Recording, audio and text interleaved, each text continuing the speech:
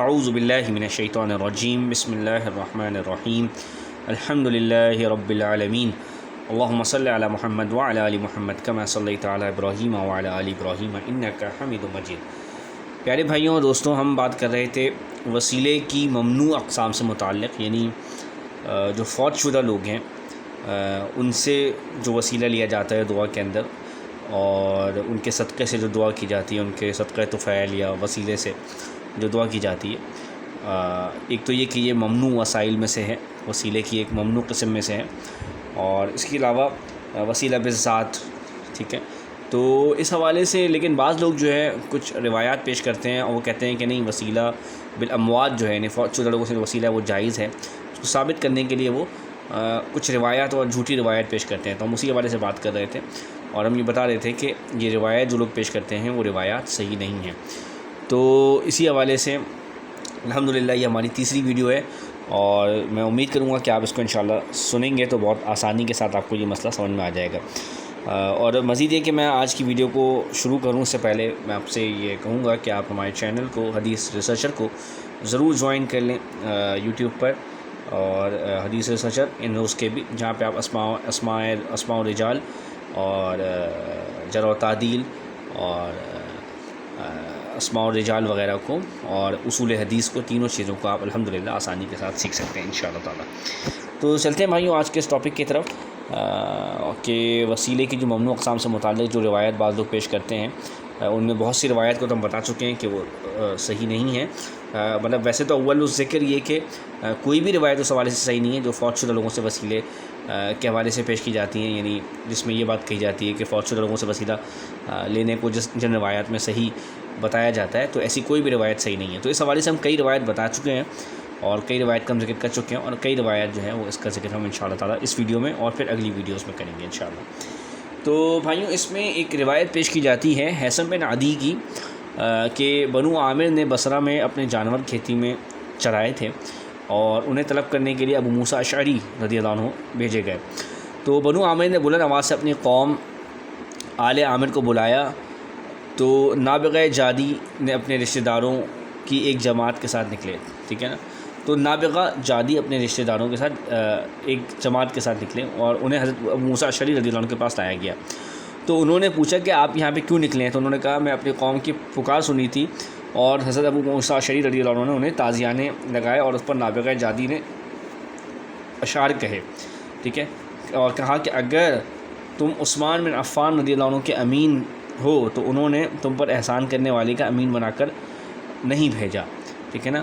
اور نبی صلی اللہ علیہ وسلم کے دو صاحبوں کی قبر، اے ہمارے فریاد رس، کاش آپ ہماری فریاد رسی سن لیں، یعنی نعوذ باللہ انہوں نے نبی صلی اللہ علیہ وسلم سے فریاد رسی کی۔ اور یہ بات کہاں پہ ہے؟ یہ روایت الاستیعاب لابن عبد البر کی کتاب میں یہ روایت لکھی ہوئی ہے، ٹھیک ہے۔ تو اس روایت کی کیا حقیقت ہے یہ میں آپ کو بتا دیتا ہوں بھائیوں، کہ یہ روایت مکمل طور پہ بنڈل ہے، جھوٹ اور انتہائی درجے کی غلط بیانی اس روایت کے اندر کی گئی ہے، اور یہ روایت مکمل طور پہ باطل ہے، ٹھیک ہے۔ کیونکہ اس روایت کے اندر جو راوی اس روایت کا ہے حیثم بن عدی، اس کے بارے میں آپ دیکھ سکتے ہیں کہ محدثین نے بالکل وضاحت کے ساتھ یہ بات کہہ رکھی ہے کہ یہ راوی جو ہے وہ ایک جھوٹا اور کذاب راوی ہے، جس کا ذکر جو ہے خطیب بغدادی کی کتاب تاریخ بغداد میں آپ اس راوی کے بارے میں جو تبصرہ رجال نے اور محدثین نے کیا ہے وہ آپ آرام سے دیکھ سکتے ہیں، اور اس میں بالکل واضح طور پہ یہ بات موجود ہے، جیسا کہ آپ کی اسکرین پہ بھی نظر آ رہا ہوگا کہ یحییٰ بن معین نے کہا کہ حیثم بن عدی جو ہے حدیث میں اس کی کوئی حیثیت نہیں ہے، ٹھیک ہے نا۔ اور لیس بالثقہ کہا یحییٰ بن معین نے، کہا کہ وہ جھوٹا آدمی ہے، ٹھیک ہے نا، وہ جھوٹی روایت بیان کرتا ہے۔ یہ ساری روایت آپ کو مل جائیں گی حیثم بن عدی سے متعلق، یہ خطیب بغدادی کی کتاب تاریخ بغداد میں آپ اس حوالے سے دیکھ سکتے ہیں، اور بھی بہت سارے لوگوں نے اس حوالے سے کمنٹ کیا ہوا ہے یہاں پر، اور اس کے علاوہ دلائل کے ساتھ یہ بات موجود ہے۔ تو یہ ایک متروک راوی ہے اور جھوٹا راوی ہے، تو جس کی روایت معتبر نہیں ہے۔ تو چلتے ہیں اگلی روایت کی طرف۔ ایک روایت جو ادب المفرد کے اندر ہے، جو کہ بخاری کی کتاب ہے، مسند علی بن الجعد کے اندر، عمل الیوم واللیلہ ابن السنہ کے اندر، اور طبقات ابن سعد اور تاریخ ابن معین وغیرہ کے اندر ایک روایت موجود ہے، جس میں یہ ہے کہ عبد الرحمن بن سعد کہتے ہیں کہ میں حضرت عمر رضی اللہ عنہ کے پاس تھا، اور ان کا پاؤں سن ہو گیا، تو میں نے عرض کیا کہ اے ابو عبد الرحمن، آپ کے پاؤں کو کیا ہو گیا، ٹھیک ہے۔ تو انہوں نے ایسا کیا کہ تم تمام لوگوں میں سے جو ہستی تم کو سب سے زیادہ پسندیدہ ہے تم اسے یاد کرو. تو انہوں نے نبی صلی اللہ علیہ وسلم کا نام لیا، اے محمد. تو اسی وقت ان کے پٹھے کھل گئے، تو اسی وقت ان کا پاؤں جو ہے وہ ٹھیک ہو گیا. ٹھیک ہے نا. تو یہ روایت ادب المفرد میں ہے موجود، بخاری کی کتاب میں، مسند علی الجاد، اور بہت سارے لوگوں نے اس کو روایت کیا ہوا ہے. لیکن یہ روایت بھی بنڈل ہے اور جھوٹ کا پلندہ ہے، جھوٹ ہے. اور اس کی دیکھیں میں آپ کو علمی وجوہات بتا دیتا ہوں کہ ایک وجہ تو اس کی یہ ہے کہ اس کی صنعت کا جو دار و مدار ہے جس آدمی پر، وہ ابو اسحاق سبیعی ہے، جو کہ ایک مدلس اور مختلط راوی ہے، اور آپ اس کے بارے میں تحقیق بھی کر سکتے ہیں. اور یہاں پہ اس نے عن سے روایت کیا ہے، یعنی روایت میں سماع کی تصریح بھی نہیں ہے. ٹھیک ہے نا. تو مدلس راوی کی جب سماع کی تصریح نہیں کہتا، اسے یہی نہیں بتایا کہ اسے سنا کس سے ہے، تو اس کی روایت معتبر نہیں ہوتی ہے. یہ اصول کے اندر، اصول حدیث جو لوگ بھی جانتے ہیں انہیں بہت پتہ ہوگی، اور بڑے بنیادی اصول میں سے ہے. اس کے علاوہ یہ راوی مختلط بھی ہے. ٹھیک ہے نا. اس کے اندر اختلاط بھی پیدا ہو گیا تھا، تو جو جس سے پتہ چلتا ہے کہ یہ روایت اس کی صحیح نہیں ہے. ٹھیک ہے. تو خلاصہ یہ ہے کہ یہ روایت بھی بنڈل ہے اور بالکل جھوٹ کا پلندہ ہے. اس کے علاوہ ادب المفرد کی سند میں سفیان ثوری جو ہیں وہ بھی مدلس ہیں، جنہوں نے عن سے روایت کیا ہے. تو یہ بھی اس کے ذوف کی ایک وجہ ہے. اور بڑی مزیدار بات یہاں پر ایک اور آپ سے عرض کر دی جائے کہ احمد رضا خان کی ایک کتاب ہے روحوں کی دنیا، اس کے اندر وہ کہتے ہیں کہ نبی صلی اللہ علیہ وسلم کا نام لے کر ندا کرنا یہ جائز نہیں ہے، اس کو وہ صحیح نہیں سمجھتے، یا یوں انہوں نے کہا کہ وہ صحیح نہیں سمجھتے. اور یہ بات جاء الحق کے اندر احمد یار خان نعیمی نے بھی لکھی ہے، اور شان ابیب الرحمن نامی کتاب کے اندر بھی نعیمی نے لکھی ہے، اور احمد رضا خان نے یہ بات روحوں کی دنیا کے اندر لکھی ہوئی ہے. تو اس سے پتہ چلتا ہے کہ وہ نبی صلی اللہ علیہ وسلم کا نام لے کر پکارنے کو صحیح نہیں سمجھتے. تو اب سوال یہ پیدا ہوتا ہے کہ اگر یہ روایت ان لوگوں کے نزدیک صحیح ہے، ٹھیک ہے، جو لوگ اس روایت کو مانتے ہیں، تو یہ تو انہوں نے خود یہ بات کہی ہوئی ہے کہ وہ اس بات کو صحیح نہیں سمجھتے. تو جب وہ صحیح نہیں سمجھتے اور یہ روایت ان کے اندر موجود ہے، اگر اس کو وہ پیش کریں گے تو یہ کیسے ان کے لیے دلیل بنے گی؟ ظاہر سی بات ہے کہ اس سے تو صاف ظاہر ہوتا ہے کہ اس کا مطلب ہے کہ وہ اس روایت کو نہیں مانتے ہیں، کیونکہ اس روایت میں تو نبی صلی اللہ علیہ وسلم کا نام لے کر ان کو پکارا گیا ہے مدد کے لیے. اور بہرحال یہ روایت جھوٹی ہے، اور بہرحال اس سے یہ بھی پتہ چل گیا کہ جو لوگ اس طرح کی باتیں کرتے ہیں وہ کتنی بنڈل قسم کی اور کتنی دو طرح کی باتیں وہ کرتے ہیں. بہرحال چلتے ہیں اگلی روایت کی طرف بھائیوں، جو عمل الیوم واللیلہ لابن ابی السنہ کے اندر موجود ہے. مجاہد رحمہ اللہ سے اور حضرت عبداللہ بن عباس رضی اللہ عنہ سے دونوں روایت کرتے ہیں کہ حضرت عبداللہ بن عباس رضی اللہ عنہ کے پاس بیٹھے کسی شخص کی ٹانگ سن ہو گئی، اور تو انہوں نے کہا کہ تمہیں جو لوگوں میں سب سے زیادہ محبوب ہو تم اس کو یاد کرو. تو انہوں نے نبی صلی اللہ علیہ وسلم کا نام لیا. تو یہ بھی بالکل اسی طرح کی روایت جو اس سے پہلے آئی تھی. تو انہوں نے نبی صلی اللہ علیہ وسلم کو پکارا تو ان کا پاؤں ٹھیک ہو گیا، وہ سن جو ہو گیا تھا وہ سن ہونا اس کا ختم ہو گیا. تو یہ روایت بھی بنڈل ہے، جھوٹ ہے. اور اس کی وجہ یہ ہے کہ یہ اس روایت کو غیاث بن ابراہیم نقی نے روایت کیا ہے، جو کہ ایک کذاب راوی ہے. اس کو آپ دیکھ سکتے ہیں، اور خبیث اور وضاع تک اس کے بارے میں الفاظ جو ہے وہ رجال نے استعمال کیے ہیں. ٹھیک ہے بھائیوں، تو یہ آپ اس کے بارے میں دیکھ سکتے ہیں. یہ اس روایت کو روایت کرنے والے کے بارے میں جو محدثین نے کمنٹ کیا وہ میں نے آپ کو یہاں پہ بتا دیا الحمدللہ. تو بھائیوں میں آپ کو اس کے بارے میں دکھا بھی دیتا ہوں کہ اس کے بارے میں آپ دیکھ سکتے ہیں غیاث بن ابراہیم ابو عبد الرحمن النخعی الکوفی، یہ جو راوی ہے اس کے بارے میں خطیب بغدادی نے تاریخ بغداد میں بھی لکھا ہوا ہے کہ راویوں نے اس کے بارے میں جو کمنٹ کیا ہے کہ یہ انتہائی جھوٹا قسم کا راوی ہے، یہ آپ دیکھ سکتے ہیں.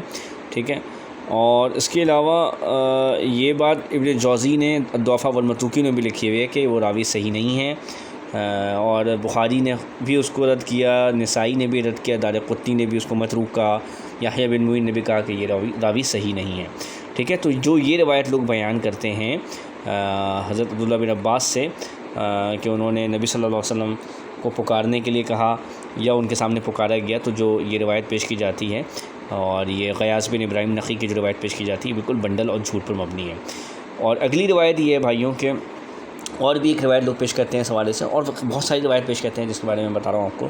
ایک روایت ابو سعید خدری کی ہے جس میں یہ بات موجود ہے کہ وہ ایک مرتبہ اپنے گھر سے نکلے نماز کے لیے، اور یہ دعا پڑھی انہوں نے کہ اللہ تعالیٰ اپنے چہرے کے ساتھ اس کی طرف متوجہ ہوتے ہیں اور اس کے لیے 70,000 فرشتے دعائیں مغفرت کرتے ہیں. اور پھر یہ دعا پڑھی، اے اللہ میں دعا کرنے والوں کا جو آپ پر حق ہے اس کے صدقے اور اپنے اس چلنے کے طفیل سوال کرتا ہوں. ٹھیک ہے.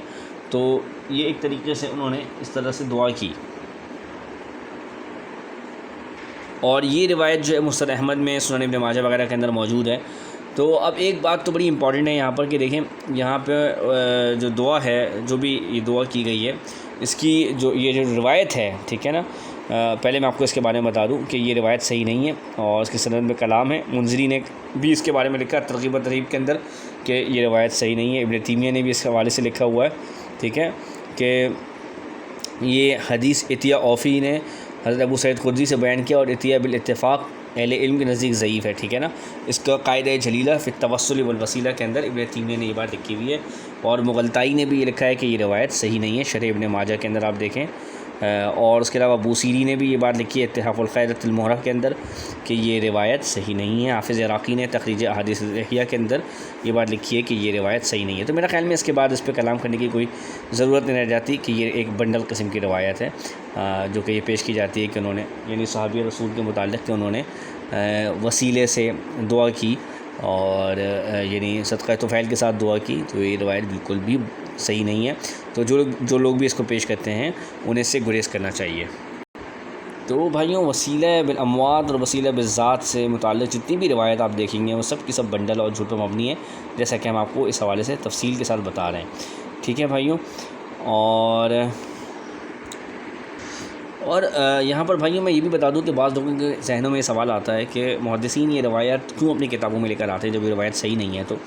تو بھائی اس کی وجہ صرف یہی ہے کہ تاکہ ان کو یہ لوگوں کو بتا دیں کہ ہمیں ان روایت کے بارے میں علم ہے اور ہم اس کو جانتے ہیں، تاکہ دوسرے لوگ یہ نہ کہہ سکیں کہ جی دیکھو ان روایتوں کے بارے میں محدثین کو پتہ ہی نہیں چل سکا۔ ایک وجہ تو یہ ہوتی ہے، اور بعض اوقات اس لیے بھی لے کر آتے ہیں کہ وہ یہ بتانے کہ کتنی عجیب بات کی ہے یار، دیکھو یہ بھی دیکھو اس طرح سے بھی لوگوں نے بات کی ہوئی ہے، یہ کتنے عجیب لوگ ہیں کہ اس طرح سے بھی بات کرتے ہیں۔ ابن عبان نے بھی یہ بات لکھی کتاب المجروحین کے اندر کہ محدثین جب اس طرح کی روایت لے کر آتے ہیں تو وہ اس کی صحیح نہیں بول رہے ہوتے، اس کو صحیح نہیں کہہ رہے ہوتے، بلکہ صرف اس لیے لکھتے ہیں کہ وہ تعجب کے لیے کہ یار دیکھو کتنی عجیب بات ہے، ٹھیک ہے۔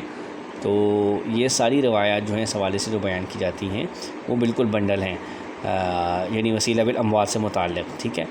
تو بہرحال چلتے ہیں بھائیوں اگلی روایت کی طرف۔ اگلی روایت کچھ اس طرح سے ہے کہ محمد زاہد کوثری حنفی جہمی یہ لکھتے ہیں کہ عطیہ اوفی جو ہے وہ سیدنا ابو خدری رضی اللہ عنہ سے روایت میں اکیلا نہیں ہے، اور اس کی مطابقت ابو صدیق نے عبدالحکم بن ذکوان کی روایت میں کی گئی ہے، ٹھیک ہے نا، اور وہ ثقہ راوی اور سیدنا عبان نے ثقہ کہا ہے، اگرچہ ابن الفرج نے اسے اپنے علل میں ذکر کیا ہے۔ یہ مقالات الکوثری کے اندر یہ بات موجود ہے، ٹھیک ہے۔ تو اس کا جواب یہ ہے کہ کوثری کی نقل کا کوئی اعتبار نہیں ہے، کوثری نے کوئی سند ذکر نہیں کی کہ بھئی یہ کہاں اس کی کوئی مطابقت کی گئی ہے۔ راوی عبدالحکم بن ذکوان نہیں بلکہ عبدالحکم بن عبداللہ قسملی ہیں، کیونکہ اس نے ابو صدیق ناجی کے شاگردوں میں سے قسملی ہی ہے، ٹھیک ہے نا، اور ابن ذکوان نہیں ہے، ٹھیک ہے۔ اور اگر ابن ذکوان ہے بھی تو وہ مجہول ہے، ٹھیک ہے نا، تو یعنی یہ دونوں قسم کے راوی صحیح نہیں ہے۔ اور یحییٰ بن معین کہتے ہیں کہ میں اسے نہیں پہچانتا، یہ بات الجرح والتعدیل کے اندر موجود ہے، یعنی ایک مجہول راوی بھی ہے۔ اور ابن حجر نے بھی لکھی کہ یحییٰ بن معین کا یہ قول لکھا تقریب التہذیب کے اندر، تو یہ آپ دیکھ سکتے ہیں۔ دارقطنی نے بھی لکھا کہ یہ قابل حجت نہیں ہے، یعنی یہ راوی جو ہے۔ بخاری نے بھی اسے منکر الحدیث لکھا۔ دارقطنی کا قول سنن دارقطنی کے اندر ہے، بخاری کا قول تاریخ الکبیر کے اندر ہے، اور ابن عدی نے بھی اس حوالے سے کلام کیا، وہ آپ دیکھ سکتے ہیں الکامل کے اندر، اور ابن عبان وغیرہ نے بھی اس حوالے سے اس روایت کے حوالے سے یہاں پر کلام کیا ہے۔ تو یہ بات بالکل وضاحت کے ساتھ موجود ہے، ٹھیک ہے بھائیوں۔ اور اس کے علاوہ ایک روایت لوگ پیش کرتے ہیں کہ نبی صلی اللہ علیہ وسلم نے فاطمہ بنت اسد کو جب قبر میں رکھا تو یہ دعا کی کہ بحق کی نبی ولی انبیاء من قبلی، یعنی اے اللہ میں آپ سے تمام نبیوں کے جو گزر چکے اور اپنے وسیلے سے دعا کرتا ہوں۔ یہ روایت معجم الکبیر طبرانی وغیرہ کے اندر ہے، اور حلیۃ الاولیاء لابن ابی نعیم وغیرہ کی کتاب میں بھی ہے۔ تو یہ روایت بالکل منکر ہے، بنڈل اور جھوٹ ہے۔ اس کی وجہ کیا ہے؟ کیونکہ اس کا راوی جو ہے روح بن صلاح وہ ضعیف ہے، اور اس کا ذکر ابن عدی نے کیا کہ یہ ضعیف راوی، الکامل فی ضعفاء الرجال میں دیکھیے۔ دارقطنی نے کہا کہ یہ کمزور ترین راوی ہیں، المؤتلف والمختلف کے اندر آپ دیکھ سکتے ہیں۔ دارقطنی نے کہا، ابن معقولہ نے بھی کہا کہ یہ ضعیف ہے، الاکمال کے اندر آپ دیکھیے۔ ابن یونس نے بھی کہا کہ اس میں مناکیر ہیں، ٹھیک ہے۔ لسان المیزان لابن حجر دیکھیے، اور ابن جوزی نے کہا کہ ضعیف اور متروک راوی ہے، کتاب الضعفاء والمتروکین آپ اس حوالے سے دیکھیے۔ اور حیثمی نے بھی کہا کہ اس میں ضعف ہے، ٹھیک ہے، اس راوی کے اندر ضعف پایا جاتا ہے، ٹھیک ہے۔ تو خلاصہ یہ کہ یہ راوی صحیح نہیں ہے، اس کی بیان کردہ روایات درست نہیں ہیں، ٹھیک ہے۔ تو یہ جو بیان ہے میرا یہاں پر اس حوالے سے مکمل ہوا الحمدللہ، اور میں امید کروں گا کہ سمجھنے والوں کے لیے یہاں تک اتنی بات کافی ہوگی۔ مزید میں آپ سے انشاءاللہ تعالیٰ اس حوالے سے اگلی ایپیسوڈ کے اندر بات کروں گا، اگلے پارٹ کے اندر جو مزید روایت بیان کی جاتی ہیں اس حوالے سے آپ سے ڈسکس کروں گا۔ جزاک اللہ خیر، السلام علیکم ورحمۃ اللہ۔